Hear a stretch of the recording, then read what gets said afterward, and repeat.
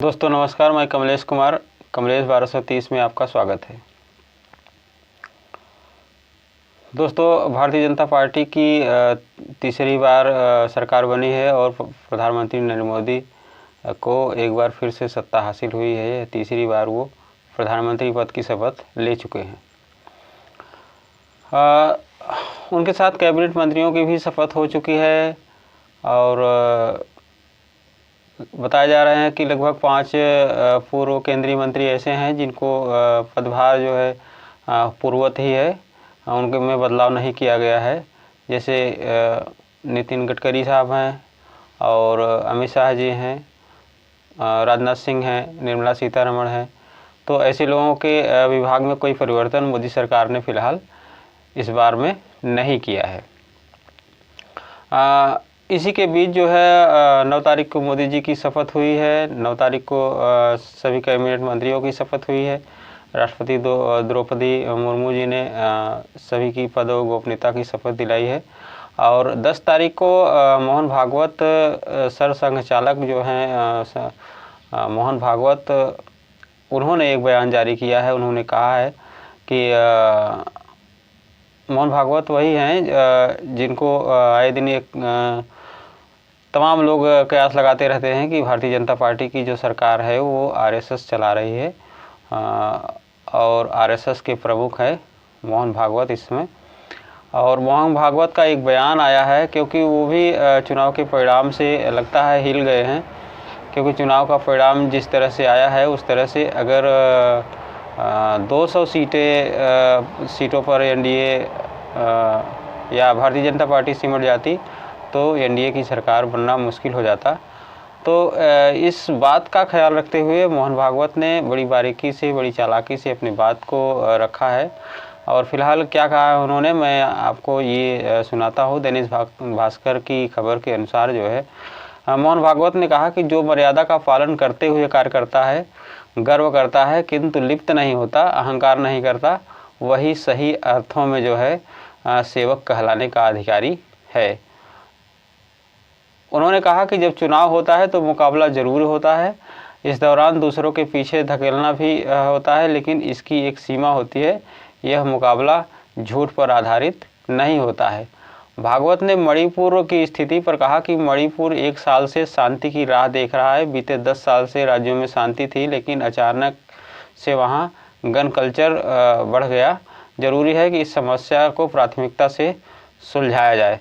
अब यहाँ ये सोचना होगा कि मोहन भागवत जो आरएसएस के सरसंघचालक हैं, मोहन भागवत ने यह कहा है कि 1 साल से मणिपुर जल रहा है।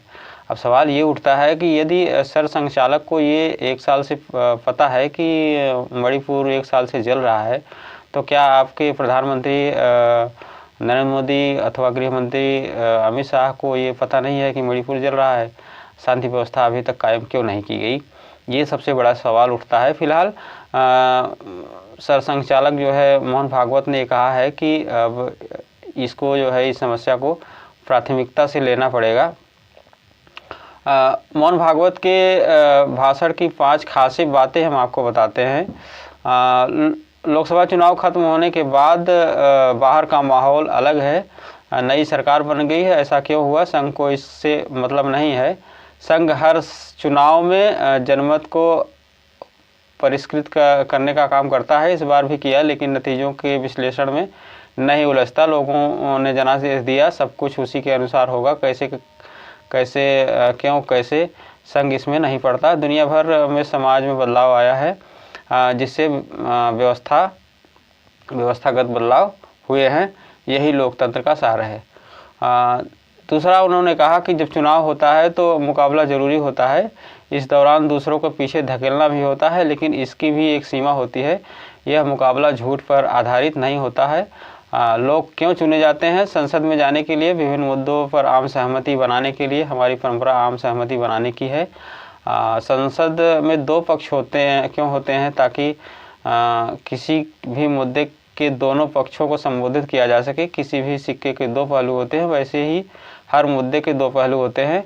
अगर एक पक्ष को संबोधित करता है तो विपक्षी दल को दूसरे आयाम को संबोधित करना चाहिए, ताकि हम सही निर्णय पर पहुंच सकें। ये मोहन भागवत का जो है कहना है। मोहन भागवत ने ये भी कहा कि जो लोग कड़ी प्रतिस्पर्धा के बाद इस दिशा में आगे बढ़े हैं उनके बीच इस तरह की सहमति बनाना मुश्किल है, इसलिए हमें बहुमत पर निर्भर रहना पड़ता है। पूरी प्रतिस्पर्धा इसी के लिए है, लेकिन यह प्रतिस्पर्धा नहीं युद्ध है। जिस तरह से ऐसी चीज़ें हुई है, जिस तरह से दोनों पक्षों ने कमर कसकर हमला किया, उससे विभाजन होगा, सामाजिक और मानसिक दरारें बढ़ेगी। अनावश्यक रूप से आरएसएस जैसे संगठनों को इसमें शामिल किया गया है। यानी उनका कहना है कि आरएसएस को भी इसमें शामिल करके बदनाम किया गया है कि ये आरएसएस की वजह से ये हुआ है। तकनीक का उपयोग करके झूठ फैलाया गया, सरासर झूठ। क्या तकनीकी और ज्ञान का मतलब एक ही है? ऋग्वेद के ऋषियों को मानव मन की समझ थी, इसीलिए उन्होंने स्वीकार किया 100% लोग एकमत नहीं हो सकते। लेकिन इसके बावजूद जब समाज आम सहमति से काम करने का फैसला करता है तो वह सहचित्त बन जाता है। आगे उन्होंने कहा कि बाहरी विचारधाराओं के साथ समस्या यह है कि वे खुद को सही होने का एकमात्र संरक्षक मानते हैं। भारत में जो धर्म और विचार आए हैं, कुछ लोग अलग अलग कारणों से उनके अनुयायी बन गए, लेकिन हमारी संस्कृति को इससे कोई समस्या नहीं है। हमें इस मानसिकता से छुटकारा पाना होगा कि सिर्फ हमारी विचार ही सही है, दूसरों का नहीं। मतलब उन्होंने कहा कि ये समस्या है कि हम ही सही हैं, दूसरे नहीं सही हैं, इससे हमें निजात पानी होगी।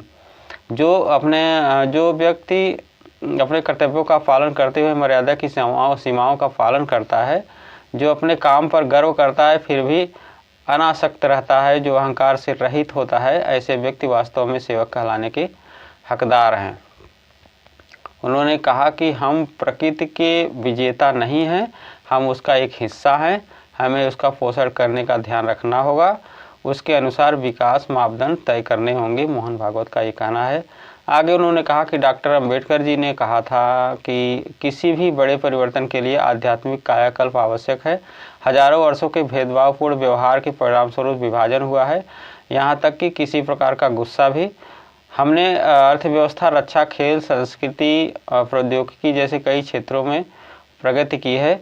इसका मतलब यह नहीं है कि हमने सभी चुनौतियों पर विजय प्राप्त कर ली है।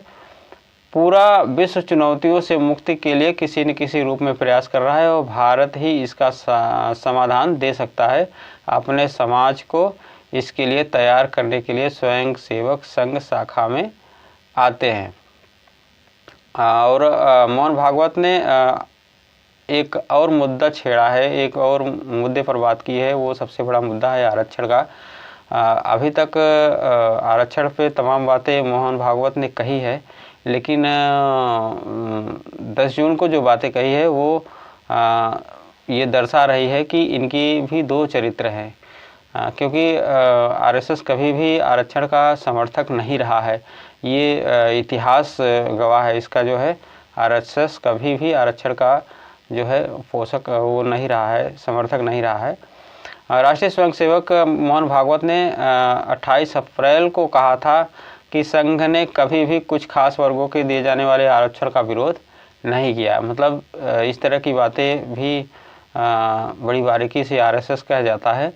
हैदराबाद के एक कार्यक्रम में भागवत ने कहा कि संघ का मानना है कि जब तक ज़रूरत है आरक्षण जारी रहना चाहिए। भागवत ने यह बात भाजपा और कांग्रेस के बीच आरक्षण को लेकर चल रहे बयानों के बाद कही है।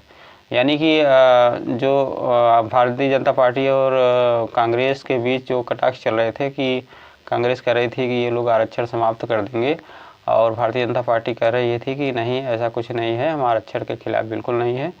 फिलहाल आपको बता दें कि भारतीय जनता पार्टी के जो पिछले 10 सालों के कार्यकाल का अगर आप आकलन करेंगे तो आरक्षण को इन्होंने लगभग समाप्त ही कर दिया है। और आरक्षण का मतलब सरकारी संस्थानों में आरक्षण भागीदारी की बात हुई थी। ये संविधान भी करता है इसकी भागीदारी की बात और आरक्षण की बात।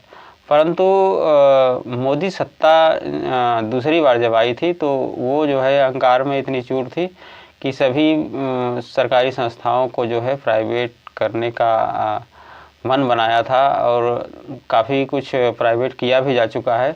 तो ऐसे में अब सवाल ये उठता है कि क्या प्राइवेट सेक्टर में भी संविधान के अनुसार जो है सभी वर्गों को आरक्षण दिया जाना संभव है, क्योंकि उस पर अभी कोई नीति मोदी सरकार नहीं बना पाई है।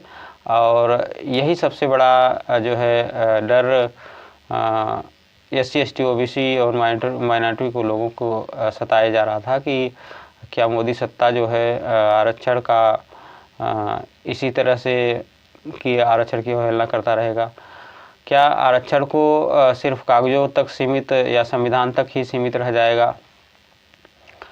इस बात का डर जो है हमेशा SC ST के लोगों को जो है बना रहा। लेकिन इस बीच जो है RSS प्रमुख मोहन भागवत ने यह बात कही है कि हमें जो है आरक्षण से कोई दिक्कत नहीं है, जब तक ज़रूरी हो तब तक आरक्षण सरकार दे सकती है। मोहन भागवत ने कहा कि जब मैं यहाँ आया तो एक वीडियो वायरल किया जा रहा था, RSS आरक्षण के खिलाफ है, हम इस बारे में बाहर बात नहीं कर सकते।